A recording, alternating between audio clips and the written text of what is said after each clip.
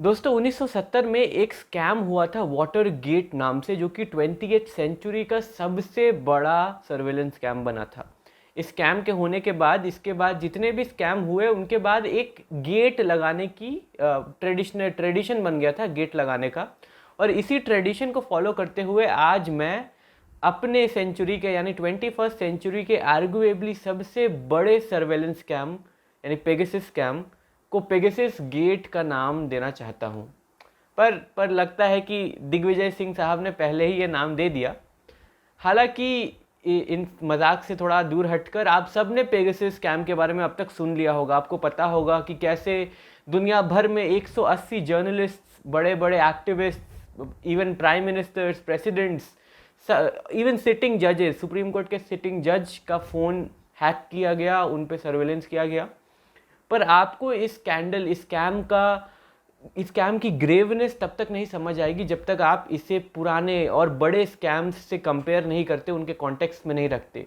Radia recordings, hacker gate, water gate, जब हम इन सारे स्कैंडल्स के कॉन्टेक्स्ट में पेगासस को रखते हैं तब असल में हमें पेगासस की ग्रेवनेस का पता चलता है, कितना सीरियस मामला है, तब हमें पता चलता है।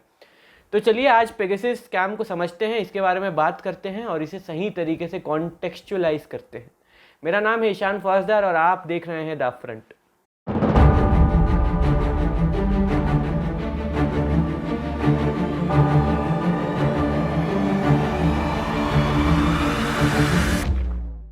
शुरू से शुरू करते हैं।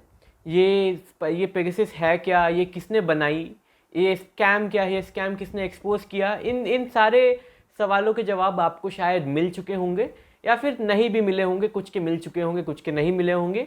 और इसीलिए इसी एम्बिगुअसनेस को हटाने के लिए मैं बिल्कुल शुरू से शुरू करना चाहूँगा कि ये कहानी शुरू होती है हमारी 2011 में, जब एक इजराइल की एक मिलिट्री कंपनी जिसका नाम है NSO, उसने एक स्पाईवेयर बनाया जिसका नाम दिया उन्होंने पेगासस।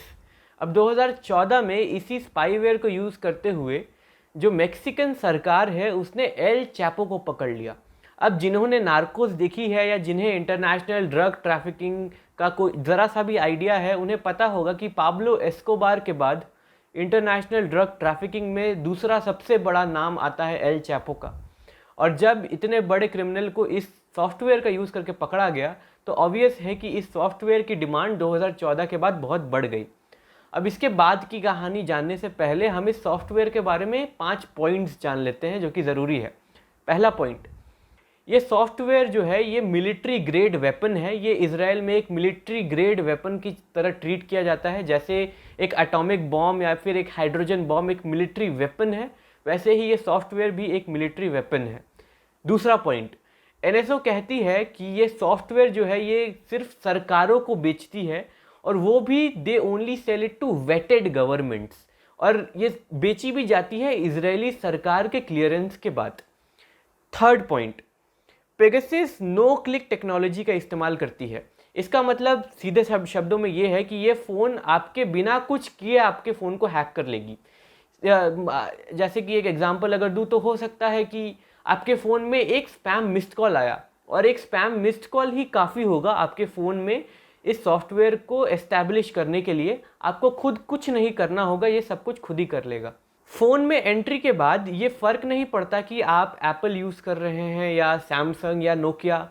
ये सॉफ्टवेयर इतना एडवांस्ड है कि ये किसी भी ऑपरेटिंग सिस्टम को हैक कर सकता है, और हैक होने के बाद आपके फ़ोन की सारी जानकारी हैकर के हाथ में होगी। और इसी में मैं पॉइंट नंबर 5 पे आता हूँ कि आपके फ़ोटोज़, फ़ोन के photos, videos, messages, call history, social media accounts, ये सब तो हैकर के हाथ में चले ही जाएंगे। साथ ही साथ हैकर के पास ये भी फंक्शनैलिटी आ जाएगी कि वो आपके फ़ोन के कैमरा और माइक्रोफोन को अपनी मर्ज़ी से ऑन ऑफ कर सके, आपको पता चले बिना। ये सारी जानकारी तो ठीक है, पर यहाँ पे स्कैम कहाँ है? स्कैम कहाँ है? तो चलिए अब स्कैम की बात करते हैं। फॉरबिडन स्टोरीज नाम की एक NGO, amnesty international, the guardian, New York times और ऐसे बड़े बड़े प्रतिष्ठित 17 न्यूज़ ऑर्गेनाइजेशंस वर्ल्ड वाइड ने एक जॉइंट इन्वेस्टिगेशन की पेगासस पे, और 50,000 ऐसे नंबर उन्हें मिले जो कि एलिजिडली पेगासस को यूज़ करके हैक किए गए थे। इन 50,000 नंबर्स, ये जो 50,000 नंबर थे, ये प्रीडोमिनेंटली दुनिया भर के 20 कंट्रीज़ में से थे, जिनमें यूएई, सऊदी अरब, रवांडा, अजरबैजान और भारत यानी इंडिया का भी नाम शामिल था। इन 20 कंट्रीज़ में से 180 जर्नलिस्ट को टारगेट किया गया, जिसमें 40 भारत के थे। और ये सिर्फ जर्नलिस्ट पे ही सर्वेलेंस नहीं था, भारत और पाकिस्तान के करीब 2000 सिटीजन्स, 2000 भारतीय और पाकिस्तानियों पे सर्वेलेंस किया गया, अलेजिडली सर्वेलेंस किया गया। और बड़े बड़े प्रेसिडेंट्स और प्राइम मिनिस्टर जैसे इमरान खान, इमैनुअल मैक्रोन, इन सब के जो फ़ोन नंबर्स हैं वो मिले हैं इस लिस्ट में। तो ये काफ़ी बड़ा मामला है। अब इस लिस्ट के सामने आने के बाद हमारे सरकार पर काफ़ी सवाल उठने शुरू हो गए, क्योंकि इस लिस्ट में काफ़ी ऐसे नाम थे जिनके साथ हमारे सरकार का एक बहुत ही इंटरेस्टिंग लिंक जुड़ता है। मैं आपको 2 उदाहरण देता हूँ, 2 एग्जाम्पल देता हूँ। इस लिस्ट में नाम आया हमारे farmer election commissioner Ashok Lavasa का। और इस लिस्ट में नाम की जो डेट है कि जब से अशोक लवासा साहब का फ़ोन हैक होना शुरू हुआ, वो डेट काफ़ी इंटरेस्टिंग है। अशोक लवासा वही इलेक्शन कमिश्नर है जिन्होंने 2019 में ये डिसीजन दिया था कि नरेंद्र मोदी ने 2019 के इलेक्शन कैंपेनिंग के दौरान हमारे मॉडल कोड ऑफ कंडक्ट और हमारे रिप्रेजेंटेशन ऑफ पीपल्स एक्ट का वायलेशन किया था। ये इकलौते इलेक्शन कमिश्नर थे 3 इलेक्शन कमिश्नर्स में जिन्होंने डिसेंटिंग जजमेंट देते हुए ये कहा था कि नरेंद्र मोदी ने 5 अलग अलग मामलों में रिप्रेजेंटेशन ऑफ पीपल्स एक्ट और मॉडल कोड ऑफ कंडक्ट का वायलेशन किया है। और इंटरेस्टिंग बात यहाँ पे ये है कि जिस हफ्ते इन्होंने ये डिसेंटिंग जजमेंट दिया, उसी हफ्ते इनका फ़ोन अलेजिडली हैक किया गया और इन पर सर्वेलेंस शुरू हो गई। इसके बाद आप सबको पता होगा कि अशोक लवासा साहब पे और उनके फैमिली पे न्यूमरस टैक्स केसेस शुरू कर दिए गए और इन्हें ज़बरदस्ती मतलब फोर्स में आकर रिटायर करना पड़ा। हमारा दूसरा उदाहरण आता है हमारे former chief justice Ranjan Gogoi के नाम पे। अब आपको पता होगा कि हमारे फॉर्मर चीफ जस्टिस पे रेप एलिगेशंस लगे थे। और इंटरेस्टिंग बात यहाँ पे ये है कि जिस जुडिशल स्टाफर ने हमारे चीफ जस्टिस पे रेप एलिगेशंस लगाए थे, उन पर ही सर्वेलेंस शुरू हो गया कुछ ही दिन बाद, जिस दिन उन्होंने ये रेप एलिगेशंस लगाने के कुछ ही दिन बाद उन पर सर्वेलेंस और उनके और 11 फैमिली मेम्बर्स पर भी एलिजिडली सर्वेलेंस शुरू कर दिया गया। तो ये टाइमिंग काफ़ी इंटरेस्टिंग, काफ़ी इंपॉर्टेंट है। इन्हीं नामों के सामने आने के बाद और बाकी काफ़ी और भी नाम हैं, उमर खालिद का नाम है, हमारे ऑपोजिशन मिनिस्टर्स का नाम है, राहुल गांधी का नाम है। इन नामों के शामिल आने के बाद ये काफ़ी आम बात है कि हमारी ऑपोजिशन हमारी सरकार से ये पूछने लगी और उन्होंने ये पार्लियामेंट में मॉनसून सेशन में ये पूछा कि क्या हमारी सरकार ने ये सर्वेलेंस ऑर्डर किया है, या फिर और ब्लंटली क्या हमारी सरकार ने पेगासस सॉफ्टवेयर जो कि जिसका दाम बहुत ज़्यादा है, करोड़ों में है, इस पेगासस सॉफ्टवेयर को एनएसओ से ख़रीदा है। ये सीधा सवाल हमारी ऑपोजिशन ने सरकार से पूछा और हमारे क्वालिफाइड आईटी मिनिस्टर जिनका भी नाम इस लिस्ट में है, उन्होंने कहा कि हमारी सरकार जो है वो पहले ही एक आरटीआई रिप्लाई में इन सवालों का जवाब दे चुकी है और वो जवाब सफिशिएंट है। अब आपको मैं ज़रा सा यहाँ पे याद दिला दूँ कि ये पेगासस का मामला 2019 में भी एक बार उठा था। 2019 में भी हमारी ऑपोजिशन ने सवाल पूछे थे और 2019 में हमारी सरकार ने एक आरटीआई रिप्लाई में इन सवालों का जवाब दिया था और उसी आरटीआई रिप्लाई को अश्विनी वैष्णव साहब कोट कर रहे हैं अभी। तो एक दफ़ा उस आरटीआई रिप्लाई को देख लेते हैं कि उसमें सरकार ने क्या कहा। उस आरटीआई रिप्लाई में सरकार ने ये कहा कि और आप देख सकते हैं कि उसके पास कोई इन्फॉर्मेशन नहीं है, it has no information on the matter. और इस आरटीआई रिप्लाई को अश्विनी वैष्णव साहब जो कि इतने क्वालिफाइड हैं, सफिशिएंट रिप्लाई कहते हैं। हमारी सरकार ने बार बार इस सवाल का जवाब देने से खुद को बचाया है और हमारे रविशंकर प्रसाद साहब जो 2019 में कर रहे थे, वहीं अश्विनी वैष्णव 2021 में कर रहे हैं। ये दोनों कहते हैं और काफ़ी आइडेंटिकल आंसर्स हैं दोनों अपने आंसर्स में कहते हैं कि हमारी सरकार ने कोई भी अनऑथराइज सर्वेलेंस ऑर्डर नहीं की, हमारी देश में कोई अनऑथराइज सर्वेलेंस नहीं हुआ। और इन दोनों ने एक ही हमारे इंफॉर्मेशन टेक्नोलॉजी एक्ट का सेक्शन 69 और टेलीग्राफ एक्ट का सेक्शन 5 कोट करते हुए कहा कि कोई भी अनऑथराइज्ड सर्वेलेंस नहीं हुई है। तो जनाब सवाल तो इतना है कि अगर अनऑथराइज सर्वेलेंस नहीं हुई है तो क्या ऑथराइज सर्वेलेंस हुई है? क्या हमारी सरकार ने हमारे होम सेक्रेटरी से परमिशन लेने के बाद इन फ़ोन्स को हैक किया है, इन फ़ोन को टैप किया है? क्योंकि ये सरकार जिस आईटी एक्ट को बार बार कोट करती है, उसी आईटी एक्ट को 1996 में हमारी सुप्रीम कोर्ट ने इंटरप्रेट करते हुए PUCL versus union of India के केस में कहा था, नौ गाइडलाइंस देते हुए ये कहा था कि हमारी सरकार जो है वो फ़ोन तभी टैप कर सकती है जब उसके पास और कोई चारा ना हो, बहुत अर्जेंट सिचुएशन हो, और वो भी होम सेक्रेटरी के परमिशन के बाद। इस जजमेंट में सरकार ने हमारे सुप्रीम कोर्ट ने ये भी कहा कि ये जो ऑर्डर है फ़ोन टैपिंग का, ये पास होने के बाद एक रिव्यू कमेटी में स्क्रूटिनाइज किया जाएगा और जो सर्वेल्ड मटेरियल है उसे जल्द से जल्द सरकार को डिस्ट्रॉय करना होगा। तो सवाल बड़ा सिंपल सा है, क्या हमारी सरकार ने ये सारे प्रोटोकॉल्स फॉलो करते हुए ये सर्वेलेंस ऑर्डर की? और अगर जैसा सरकार कहती है कि उसने नहीं की, तो फिर ये सर्वेलेंस की किसने? क्योंकि एनएसओ कहती है कि ये स्पाईवेयर सिर्फ वो कंट्रीज़ को बेचती है, तो क्या किसी फॉरेन कंट्री ने भारत के सिटीजन्स पर स्पाई किया, भारत के सिटीजन्स पर सर्वेलेंस किया?